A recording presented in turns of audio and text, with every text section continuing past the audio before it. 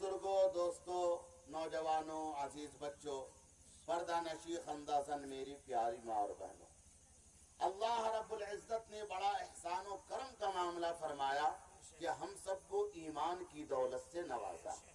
काली कमली वाले आका हजरत मोहम्मद रसूलुल्लाह सल्लल्लाहु ताला अलैहि वसल्लम की उम्मत में पैदा फरमाया।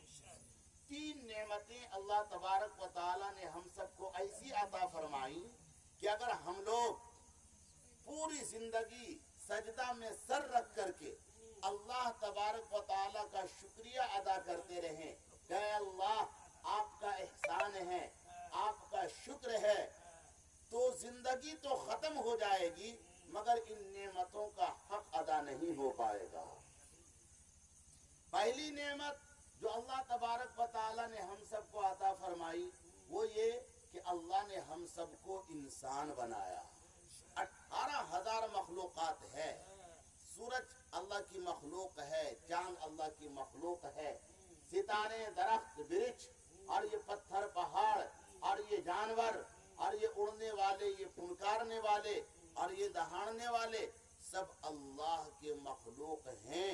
अल्लाह का एहसान देखिए कि अल्लाह ने फुनकारने वाला हम सबको कोई सांप नहीं बनाया, दहाड़ने वाला कोई शेर और चीता नहीं बनाया, कोई दरख्त नहीं बनाया, पत्थर पहाड़ नहीं बनाया।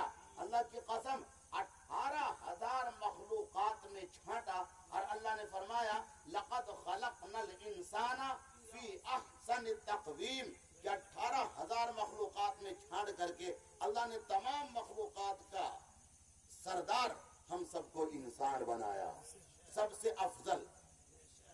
और फिर इंसान बना करके छोड़ा नहीं। इंसान यहूदी वो भी इंसान है, ईसाई वो भी इंसान है, हमारे हिंदू भाई वो भी इंसान है। तो इंसान बना करके फिर छोड़ा नहीं। अगर इंसान बना करके छोड़ देते तो न जाने हम कहाँ कहाँ झुकते। कभी सूरज को अपना माबूद मानते, कभी चांद को अपना माबूद मानते, कभी नदी नालों को अपना माबूद मानते, कभी दरख्त को अपना माबूद मानते और न जाने कहाँ कहाँ जाते। मगर अल्लाह तबारक व ताला ने इंसान बनाने के बाद फिर एहसान का मामला फरमाया कि हम सबको सूरज के सामने झुकने वाला नहीं बनाया, चांद के सामने झुकने वाला नहीं बनाया, सितारों के सामने झुकने वाला नहीं बनाया, नदी नालों के सामने झुकने वाला नहीं बनाया, पत्थर पहाड़ के सामने झुकने वाला नहीं बनाया, दरख्त वृक्ष के सामने झुकने वाला नहीं बनाया। अगर बनाया तो सिर्फ और सिर्फ अपने सामने सर झुकाने वाला मुसलमान बनाया। ये दूसरा इनाम, दूसरी नेमत। और तीसरी नेमत जिसके बारे में हजरत अंबिया अलैहिमुस्सलातु वस्सलाम दुआ किया करते थे कि अल्लाह आपने हमको पैगंबर क्यों बनाया, क्या ही अच्छा होता कि आप हमको आखिरी नबी हजरत मोहम्मद रसूलुल्लाह सल्लल्लाहु अलैहि वसल्लम की उम्मत में पैदा फरमा देते। हजरत मूसा अलैहिस्सलाम दुआ करते, ईसा अलैहिस्सलाम दुआ करते थे कि अल्लाह क्या ही अच्छा होता कि आप हमको पैगंबरी अता ना फरमाते, बल्कि आखिरी नबी हजरत मोहम्मद सल्लल्लाहु अलैहि वसल्लम की उम्मत में पैदा फरमाते। हालांकि हम सब लोग जानते हैं कि पैगंबर का मकाम बड़ा होता है, उम्मत का मकाम छोटा होता है। तो क्या बात है, पैगंबर होने के बाद भी उम्मत में पैदा होना चाहते हैं।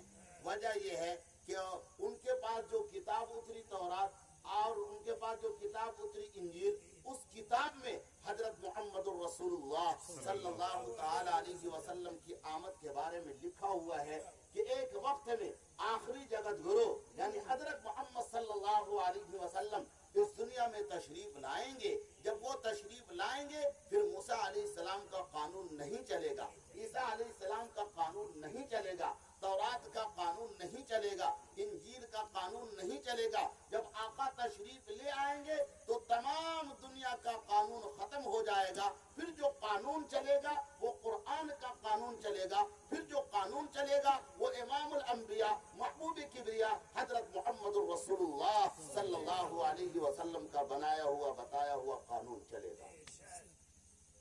तो मूसा अलैहिस्सलाम, ईसा अलैहिस्सलाम ये समझ रहे थे, ये जान रहे थे। तो आपने दुआ फरमाई। इसको एक मिसाल से यूं समझा जाए कि एक बारात आप जाएं, 50 आदमी की बारात हो और फिर जो इंतजाम करने वाले हैं वो आपको कह दे کہ بھائی ہم نے آپ کے لیے 2 جگہوں کا انتظام کیا ہے. ایک دیکھیے اونچی بلڈنگ ہے, وہاں پنکھا بھی ہے اور کولر بھی ہے اور کھانے پینے کا بھی انتظام ہے اور سونے بیٹھنے کا بھی عمدہ انتظام ہے, جس کا جی چاہے جا کر کے اس میں آرام فرما لے. اور ایک جھوپڑی ہے, یہاں انتظام تو ہے لیکن بہت زیادہ عمدہ انتظام نہیں ہے, جس کا جی چاہے یہاں انتظام آرام فرما لے. تو ظاہر سی بات ہے لوگ محل کے طرف بھاگیں گے کہ وہاں جا کر کے آرام کریں گے. تو 50 میں سے 40 آدمی وہاں بھاگ کر کے چلا گیا کہ وہاں تو خوب بڑھیا انتظام ہے, وہاں جا کر کے آرام کریں گے. 10 آدمی اس میں رہ گیا جہاں مچھر بھی کبھی کبھی کاٹ رہا ہے, پورے طور پر انتظام بھی نہیں ہے. مگر جیسے ہی 12 بجا تو اعلان ہو گیا, ہوشیار خبردار, جو لوگ محل میں آرام کر رہے ہیں وہ ہوشیار ہو جائیں, ابھی 2 گھنٹہ کے بعد زلزلہ آنے والا ہے اور وہ پوری بلڈنگ دھڑام سے بیٹھ جائے گی, وہ بلڈنگ گرے گی. تو اور جھوپڑی والے کو کہا دیا جائے کہ آپ لوگ آرام سے رہیے, طوفان آوے زلزلہ آوے, وہ طوفان زلزلہ اس کا کیا بگاڑے گا, آرام سے رہیے آپ لوگ. تو اب آپ ایمانداری سے بتائیے کہ جو بلڈنگ میں وہ کیا کہے گا, کیا کہے گا کہ یار کیا ہی اچھا ہوتا کہ ہم بھی جھوپڑی میں, کہے گا نہیں. یہی معاملہ ہوا حضرت موسیٰ علیہ السلام اور حضرت عیسیٰ علیہ السلام کے ساتھ. آپ پیغمبر تو ہیں, آپ رسول ہیں, آپ کو نئی کتاب دی گئی, آپ کو نئی شریعت دی گئی, مگر اس کتاب میں لکھا ہوا ہے کہ ایک دن آپ کی شریعت دھڑام سے بیٹھ جائے گی, ایک دن آپ کا قانون ختم ہو جائے گا. اور وہ کب ختم ہوگا, جیسے ہی آخری نبی تشریف لائیں گے تو آپ کا قانون, آپ کی شریعت ختم ہو جائے گی. تو عیسیٰ علیہ السلام اور موسیٰ علیہ السلام دعا کرنے لگے کہ اللہ کیا ہی اچھا ہوتا کہ ہم کو نبی نہ بنا کر کے وہ اس نبی کی امت میں پیدا فرما دیتے جس نبی کی امت اور جن کا قانون اور جن کا طریقہ قیامت تک کے چلتا رہے گا. تو میرے بھائیوں, میرے بزرگوں, اللہ تبارک و تعالیٰ نے ہم سب کو کتنا عظیم پیغمبر کی امتی بنایا. اللہ کی قسم ہم لوگ آخری نبی کے آخری امت, ہمارے نبی کے بعد کوئی نبی نہیں اور اس امت کے بعد کوئی امت نہیں. ہمارے نبی حضرت محمد الرسول اللہ صلی اللہ علیہ وسلم اس دنیا میں تشریف لائے, ایسے وقت میں تشریف لائے جب پوری دنیا بے راہ روی کا شکار بن چکی تھی. آپ ایسے وقت میں تشریف لائے جب ظلم و زیادتی اور گمراہی اور ضلالت بالکل عام ہو چکی تھی. آپ ایسی سرزمین پر تشریف لائے کہ جہاں کے لوگ 100 سال تک ایک چھوٹی چھوٹی سی بات پر لڑتے رہتے تھے اور سڑک پر پڑا ہوا خون بغیر تحقیق کے چاٹ لیا کرتے تھے. آپ ایسی قوم اور ایسی جگہ پر تشریف لائے جہاں کے لوگ اپنی تلوار کا دھار آزمانے کے لیے گردن اڑا دیا کرتے تھے.